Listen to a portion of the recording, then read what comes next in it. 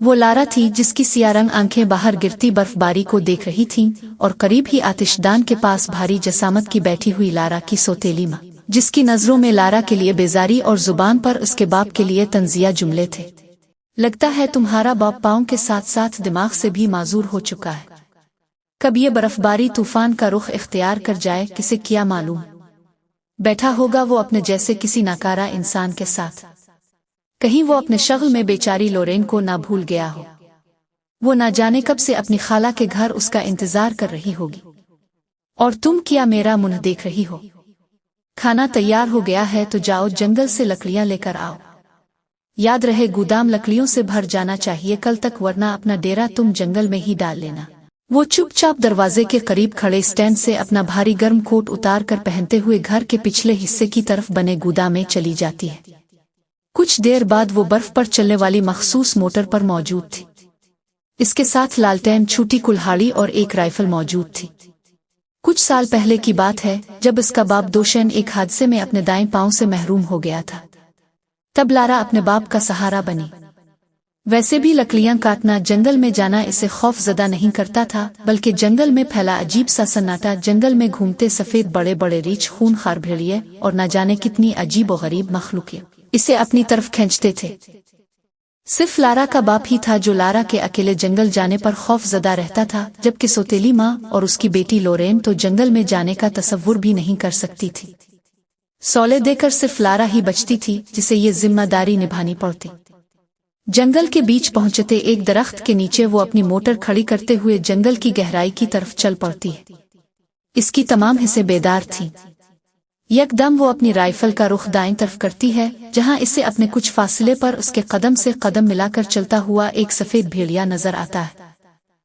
ये पिछले कई माह से हो रहा था। वो जंगल के जिस भी हिस्से में होता, लारा की खुशबू महसूस करते ही उसकी तरफ निकल आता। अपनी फितरत के बरक्स वो कभी उसके लिए खतरनाक साबित नहीं हुआ था। वो जानती थी कि भेड़िए को इससे एक अनस है और ये अनस बिला वजह नहीं है, लेकिन फिर भी लारा का मोहतात रहना इसका फितरी अमल था। बर्फबारी शिद्दत इख्तियार कर रही थी। वो मेहनत से लकड़ियां जमा करने लगती है। जैसे वो इस भेड़िए से गाफिल नहीं थी, इसी तरह भेड़िया भी इसे अपनी नजरों में रखे हुए दरख्तों के अर्द गिर्द घूम रहा था। इससे पहले कि बर्फबारी तूफानी शक्ल इख्तियार करती, वो जल्द अज जल्द वहां से निकल जाना चाहती थी। लकड़ियों के अंबार को मोटर की तरफ खींच कर ले जाते हुए इसके हाथ बुरी तरह दुखने लगे थे। जंगल के बाहर लगे दरख्तों में से वो ये लकड़ियां आसानी से हासिल कर सकती थी, अगर वो हरे भरे दरख्त इसके दोस्त ना होते। ना तो कभी लारा के बाप ने हरे भरे दरख्तों को काटा था और ना ही लारा ये जुल्म कर सकती थी।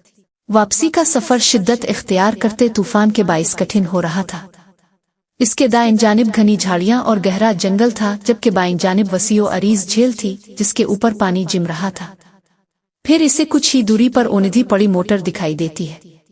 वहां पे यकीनन कोई हादसे का शिकार हुआ था। ऐसे इलाकों में ऐसे हादसात तो बहुत आम थे, लेकिन फिर भी वो इसे नजरअंदाज न कर सकी।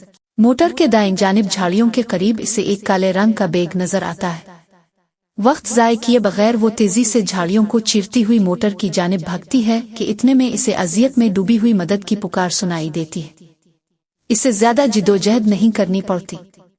वो जो कोई भी था, पहाड़ी से लटका हुआ झाड़ियों की मदद से खुद को गिरने से बचाते हुए ऊपर की तरफ चढ़ने की कोशिश कर रहा था, लेकिन बर्फानी तूफान इसके लिए मुश्किलात खड़ी कर रहा था।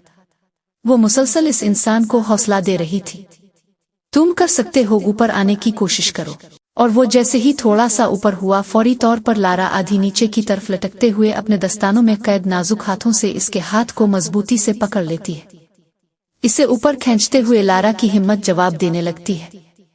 तो वो शख्स काफी वजनी था, फिर सहारा मिलते ही इसने कोशिश करना तर्क कर दी थी। इसकी कराहों से लारा को ये अंदाजा हो गया था कि वो काफी जख्मी है।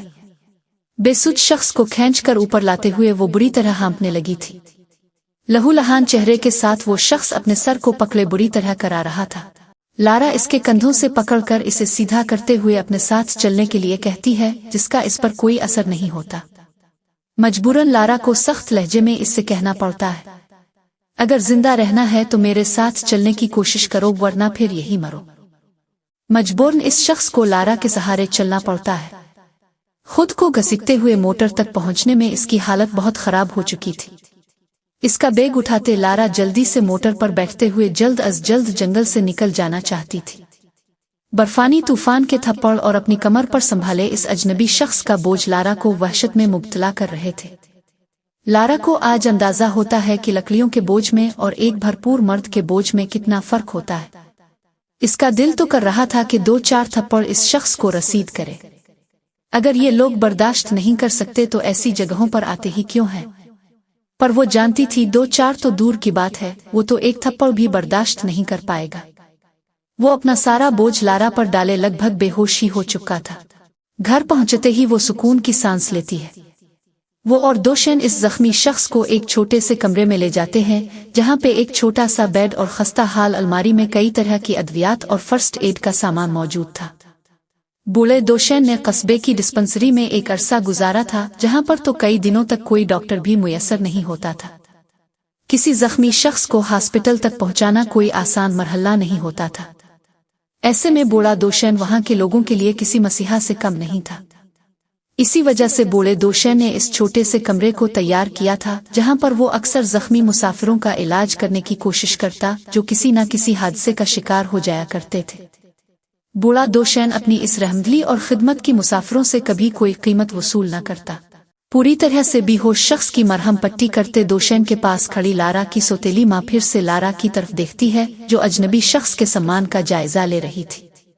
इसके कपड़ों से और बैग से निकलने वाली कई दीगर चीजों से इस बात का अंदाजा लगाया जा सकता था कि इसे पैसे की कोई कमी पेश नहीं। तो सौतेली माँ उन सब चीजों को देखते हुए कहती है, मुझे इसे यहाँ रखने पर कोई एतराज नहीं, लेकिन जैसे ही ये होश में आए इसे बावर करवा देना कि इसकी की जाने वाली खिदमत का मुआवजा इससे लिया जाएगा, और उसके मुताल्लिक जानने की कोशिश करो। ये देखने में अमीर मालूम होता है। इससे देखकर मैं लोरेन के मुताल्लिक बहुत कुछ सोच रही हूँ। ये कहते हुए वो कमरे से चली जाती है। फिर लारा बूढ़े दोशन से पूछती है, क्या ये जिंदा बच पाएगा? जिस पर लारा का बाप इसे जवाब देते हुए कहता है, इसे चोटें तो काफी आई हैं, लेकिन कोई भी इतनी ज्यादा गहरी नहीं सिवाय सर की चोट के। लेकिन बहरहाल मुझे फिक्र उसके पांव की है, जो कि काफी सूज चुका है। मुझे किसी भी तरह कल किसी डॉक्टर को लाना होगा ताकि वो इसके ऊपर प्लास्टर लगा सके। और फिर वो अजनबी शख्स को देखते हुए कहता है, क्या ये वही शख्स है? दोशन के सवाल पर पहले तो लारा चौंक जाती है और फिर धीमी आवाज में नजरें चुराते हुए लाइल्मी का इजहार करती है, जिस पर बूढ़ा दोशन इससे कहता है, मेरी तरह तुम भी इसके जख्मी पांव की 6 उंगलियां देख सकती हो, और मैं जानता हूं कि इसके मुतालिक तुम ज्यादा जानती हो, लेकिन मैं तुम पर मुकम्मल भरोसा करता हूं और तुमने सुना नहीं। तुम्हारी सौतेली माँ अपने किन इरादों से मुझे आगाह करके गई है। लारा को समझ नहीं आती कि वो इसे समझा रहा है या खबरदार कर रहा है। वो खामोशी से दवाइयों के डब्बों को उठाकर खस्ता हाल अलमारी में रखने लगती है, और कहीं दूसरी तरफ एक मर्द शिकस्ता कदमों से एक वीरान कमरे में दाखिल होते सामने पड़े झूले के करीब जाकर बैठ जाता है। न जाने कितनी बार वो इस झूले में एक नन्हे से वजूद को तसव्वुर करता आया था। वो एक नजर इस कमरे के चारों तरफ देखता है। क्या कुछ नहीं था इस कमरे में जो वो अपनी बेटी के पैदा होने से पहले ही ले आया था? वो किस कदर खुश था। 2 दिन, सिर्फ 2 दिन ही तो वो इसकी आगोश में रही थी। अभी तो इसका सीना भी ठंडा नहीं हुआ था। अभी तो इसने जी भर के इसे देखा तक नहीं था, और वो इस दुनिया से रुखसत हो गई। वो बुरी तरह रोते हुए अपनी बेटी की तस्वीर को सीने से लगाए हुए था। इसे समझ नहीं आ रही थी कि क्या कोई क़यामत टूट पड़ी थी इस पर, यह क़यामत के गुजर जाने के बाद वाली बर्बादी की अज़ियत इसके अंदर फैली हुई थी। इसे किसी पिल करार ना आ रहा था। आखिर क्यों इसके अंदर इतनी तन्हाई भर दी गई थी? अब आते हैं लारा की तरफ, जो अभी कुछ देर पहले ही घर और इहाते में से बर्फ के ढेर हटाकर लोरेन और सौतेली माँ को नाश्ता देकर आतिशदान के करीब आ बैठी थी। इसके लिए यही बहुत बड़ी बात थी कि इसे कुछ देर आतिशदान के करीब बैठने की मोहलत मिल गई थी। ऐसे सर्द इलाके में उनका जिंदा रहने के लिए हर वक्त भट्टी का जलते रहना बहुत जरूरी था, और उसके लिए लारा को फिर से जंगल की तरफ निकलना था लकड़ियां इकट्ठी करने के लिए, कि इतने में इसे लोरेन और सौतेली माँ की धीमी आवाज सुनाई देती है। सौतेली माँ लोरेन को समझा रही थी कि वो इस अजनबी शख्स को अपने काबू में करे। वो बेहोश था, इसे क्या मालूम कि इसकी मदद किसने की। इसे ये बताओ कि इसकी जान तुमने बचाई है, तुम उसकी मसीहा हो। इस बर्फ के जहन्नम से तुम्हें कोई शहजादा लेकर नहीं जाएगा। इस दोज़ख से निकलने के लिए अपने हाथ पांव मारो, वरना मेरी तरह इस बर्फ में तुम्हारी खूबसूरती भी जिम जाएगी। लोरेन अपने खूबसूरत सुनहरे बालों को संवारते हुए कहती है, यहाँ पे तो सिर्फ लोग कीमती जानवरों और नायाब पत्थरों के लालच में आते हैं।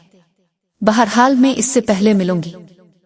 जिस पर उसकी माँ इसे समझाते हुए कहती है, वो देखने में और पैसे के मामले में अच्छा खासा मालूम होता है। और फिर वो लारा को आवाज देते हुए ताकीद करती है कि अब से इस जख्मी शख्स की दवाएं और खाना वगैरह लोरेन लेकर जाएगी, तुम उसके सामने नहीं जाओगी। जिस पर लोरेन अपनी नीली आंखों को घुमाते हुए कहती है, अब तो ऐसे कह रही है जैसे इस अजनबी शख्स के सामने जाने पर वो इस पर आशिक हो जाएगा। लारा लोरेन की बातों पर तवज्जो दिए बगैर वहां से बर्तन उठाकर चली जाती है। अजनबी शख्स पर यह रात बहुत भारी गुजरी। वो सारी रात दर्द करते वजूद की वजह से तकलीफ में रहा।